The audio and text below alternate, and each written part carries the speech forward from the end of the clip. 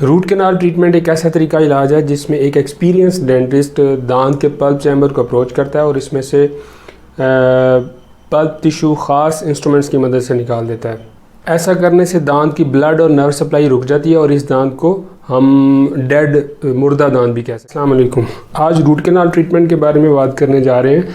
अगर मैं ये कहूँ कि ये दूसरा सबसे ज़्यादा किया जाने वाला ट्रीटमेंट जो डेंटल क्लिनिक्स में हम करते हैं तो ये बात गलत ना होगी। इससे पहले कि हम रूट कैनाल ट्रीटमेंट के बारे में बात करें, दांत की साख्त के बारे में जानना बहुत ज़रूरी है। दांत की जो आउटर लेयर है ये एक बड़े हार्ड टिश्यू पर मुश्तमिल होती है जिसको इनेमल बोलते हैं, और इनेमल के जो नीचे वाली लेयर है वो निस्बतन पोरस जिसको डेंटिन बोलते हैं, और डेंटिन के नीचे वाली लेयर पल्प चैम्बर कहलाती है। पल्प चैम्बर के अंदर दांत की blood supply, nerve supply, connective tissue और लिम्फेटिक्स मौजूद होते हैं। रूट कैनाल ट्रीटमेंट एक ऐसा तरीका इलाज है जिसमें एक एक्सपीरियंस डेंटिस्ट दांत के पल्प चैम्बर को अप्रोच करता है और इसमें से पल्प टिश्यू ख़ास इंस्ट्रूमेंट्स की मदद से निकाल देता है। ऐसा करने से दांत की ब्लड और नर्व सप्लाई रुक जाती है और इस दांत को हम मुर्दा दांत भी कह सकते हैं। रूट कैनाल ट्रीटमेंट का मतलब दांत की रूट्स के अंदर जो ख़ास रास्ते होते हैं जहाँ पे ब्लड सप्लाई चल रही होती है उनको ख़ास इंस्ट्रूमेंट्स की मदद से प्रिपेयर करना है ताकि उनके अंदर हम आर्टिफिशियल फिलिंग कर सकें।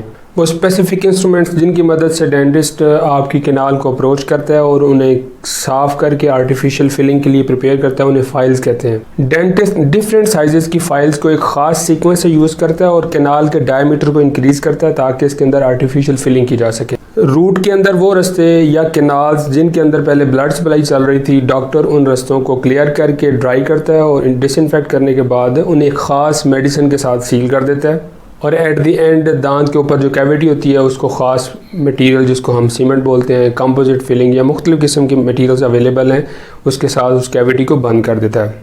रूट कैनाल ट्रीटमेंट हमेशा हाइजीनिकली सेफ और एक्सपीरियंस डॉक्टर से करवाना चाहिए। ये एक बहुत कॉम्प्लिकेटेड प्रोसेस है और रूट कैनाल ट्रीटमेंट के दौरान किसी भी स्टेप पे थोड़ी सी भी इग्नोरेंस दांत को इन फ्यूचर पेन का बाइस बन सकती है।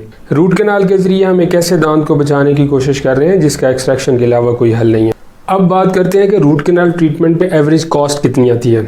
रूट कैनाल ट्रीटमेंट एक एक्सपेंसिव और टाइम कंज्यूमिंग प्रोसेस है जिसमें आपके डेंटिस्ट के पास एक से ज़्यादा सेशंस हो सकते हैं। हमारे मुल्क में average 6,000 to 7,000 root canal expenses आ जाते हैं, जबकि एरिया वाइज और डेंटिस्ट की एक्सपर्टीज़ के अकॉर्डिंग 4,000 to 5,000 ये मिनिमम एक्सपेंडिचर्स हैं, जबकि मैक्सिमम 15,000 to 18,000 तक इसके एक्सपेंसेस आ सकते हैं।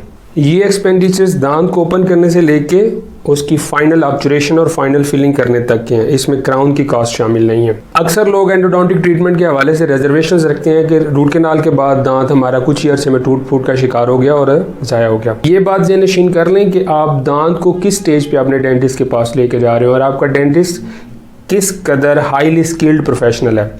एक हेल्दी दांत को एक्सपीरियंस डेंटिस्ट से रूट कैनाल के बाद ऑलमोस्ट 20 ईयर्स तक आप उसको मैक्सिमम चला सकते हैं। एंडोडोंटिक ट्रीटमेंट के अगर बेनिफिट्स और साइड इफ़ेक्ट्स की बात करें तो सबसे पहले बेनिफिट्स में ये है कि इससे दर्द बहुत जल्द ख़त्म हो जाता है। दांत की पेन रुकने के साथ साथ उसकी सेंसिटिविटी फौरी तौर पे ख़त्म हो जाती है। अफेक्टेड दांत को अगर डेंटिस्ट से ट्रीट ना करवाएं तो उसके ज़ाया होने के चांसेस बढ़ जाते हैं।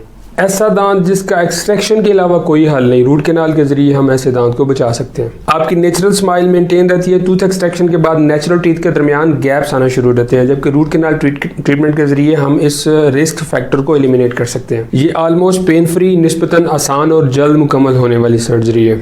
और सबसे हम दांत निकलवाने के बाद नया दांत लगवाने पर जो एक्सपेंडिचर्स आते हैं वो रूट कैनाल ट्रीटमेंट से कहीं ज़्यादा हैं।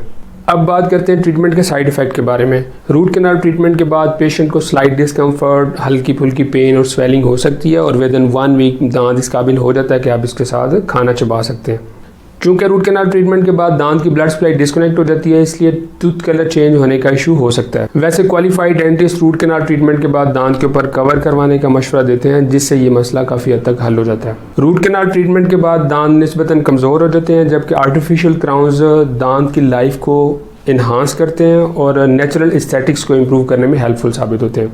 एट द एंड अगर आपका डेंटिस्ट आपको रूट कैनाल एडवाइस कर रहा है तो आई से you must go for the endodontic treatment. Thanks for watching.